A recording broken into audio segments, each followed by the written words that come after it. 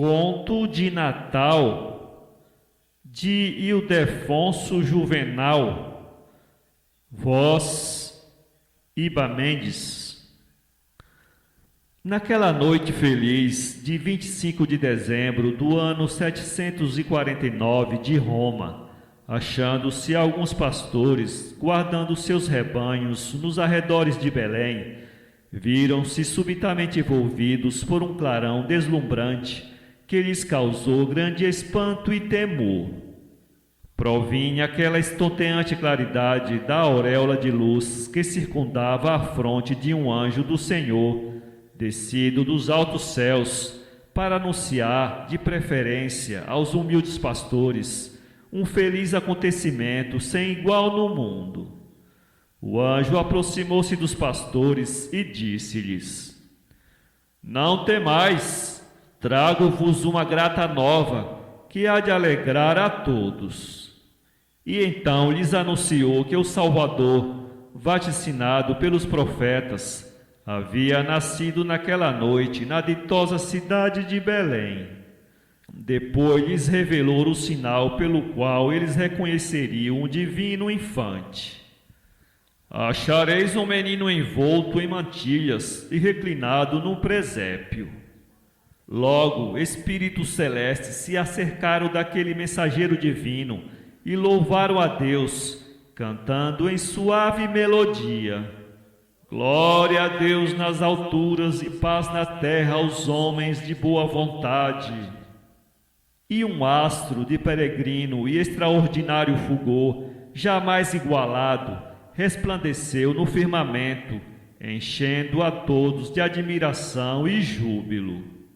Era a estrela miraculosa, cuja aparição, como anunciadora do nascimento de Jesus, já os magos do Oriente há muito haviam previsto. Guiados por aquela estrela milagrosa, que convergia todo o esplendor de sua luz maravilhosa para as terras de Judá, aclarando os caminhos, seguiram os pastores para o local do feliz sucedimento, a fim de verificar o que o anjo lhes havia anunciado. Por todos os lugares por onde passavam, iam os pastores revelando o que o anjo lhes havia relatado. E os outros pegureiros, abandonando seus rebanhos, seguiam-nos na santa peregrinação ao presépio de Belém. Os pastores do lado do Hebrom não tiveram a grata ventura de ser avisados pelo anjo do Senhor, mas, vendo brilhar no firmamento a estrela milagrosa, não duvidaram que se tratavam do sinal revelador do nascimento de tão esperado Messias, que reinaria sobre o mundo, estabelecendo a harmonia entre os homens e preparando o caminho do bem e da verdade, que a humanidade deveria trilhar para a gloriosa conquista da sempiterna bem-aventurança. E partiram também em peregrinação à cidade santa de Belém esses humildes pastores, pois sabiam que o Salvador, conforme vaticinara o profeta Miqueias, viria ao mundo naquela ditosa cidade que se espelhava donairosa nas águas prateadas do Jordão. Ao passarem por um sítio bem próximo de Belém, ficaram muito admirados ao ver que um pobre zagal, ainda adolescente, que guardava o rebanho de um rico senhor, se deixara ficar, não acompanhando os que haviam seguido já para o local do nascimento do menino Jesus. Dentre eles, um surpreso e contristado lhe perguntou: Por que vos deixastes ficar? Porventura não tendes fé? Não alimentais, como todos nós, a mesma esperança que nos conforta de que o Filho de Deus libertará o povo de Israel e promoverá o seu bem e a sua felicidade? Sincera é a minha fé, imenso o meu desejo de ver e adorar o menino Jesus. Mas como poderei abandonar o rebanho, se os lobos vorazes, que infestam estes sítios, que vivem durante o dia escondidos nas matas e saem à noite à caça das inofensivas ovelhas, darão cabo do meu rebanho? Meu amo, sobre seu usurário, é perverso, capaz das maiores atrocidades, e se tal acontecesse, me infligiria sério castigo. Ele me recomendou a mais constante vigilância.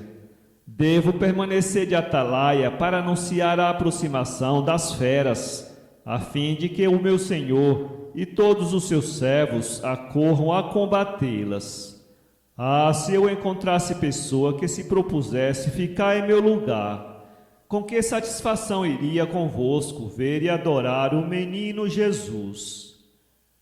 Mal terminava essas palavras, aproxima-se dele um jovem e formoso pastor, que lhe diz ternamente: Bem vejo e compreendo quão sincera é a vossa fé, quão elevados são os propósitos que animam a vossa alma pura e nobre. Por isso me ofereço para velar pelo vosso rebanho, enquanto fordes ao presépio adorar o menino Jesus. O pastorzinho, vendo que iria privar o seu boníssimo camarada de tão jubiloso prazer, recusou-se a aceitar aquele generoso oferecimento. Mas, como um jovem pegureiro insistisse, aceitou, juntando-se logo aos demais e partindo, cheio de satisfação, para o lugar onde viera ao mundo o Salvador. Aos primeiros albores do dia, o pastorzinho regressava ao seu labor. Vinha alegre e contente, cantarolando pelas estradas poeirentas, transbordante de satisfação por ter contemplado o Deus menino e lhe oferecido o sincero tributo de sua fé e veneração, por meio das mais contritas orações. Chegando ao lugar de onde tinha partido, deparou-se-lhe o generoso companheiro, ao alto de uma colina, executando, por meio de uma flauta, aquela música sublime, divina, impressionante, que ele ouvira quando o anjo do Senhor aparecera aos pastores. E viu também, cheio de espanto, que todo o rebanho se mantinha imóvel em redor do pastor, fascinado pelos acordes melodiosos daquele mágico instrumento.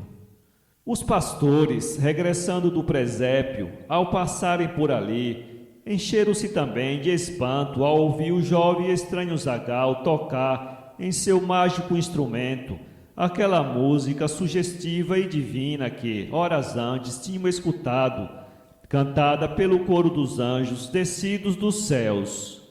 E mais admirados e surpreendidos ficaram ao ver que, quando o pastor terminava de tocar, todo o rebanho se dispersou, indo retouçar nas verdes gramíneas, e do meio delas saírem diversos lobos, que ali se encontravam subjugados por aquela música sublime, os quais se encaminharam vagarosamente para as matas, como se não fossem aqueles animais nocivos e carniceiros, cuja ferocidade tanto amedronta as ovelhas como intimida os homens. Era que a inefável alegria daquela noite feliz, derramando-se no Espírito universal, invadia os corações dos crentes, rebustecia todos os afetos, toda a doçura dos sentimentos bons, e, projetando-se sobre todos os seres e sobre todas as coisas, indistintamente a todos harmonizava.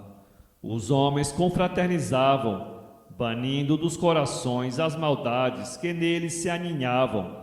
Os animais perdiam a ferocidade e até o próprio cardo deixava de ser agreste. Tudo isso porque dois pequeninos olhos, muito vivos e muito azuis como os céus da Palestina, olhos cheios de divindade, se abriam para o mundo.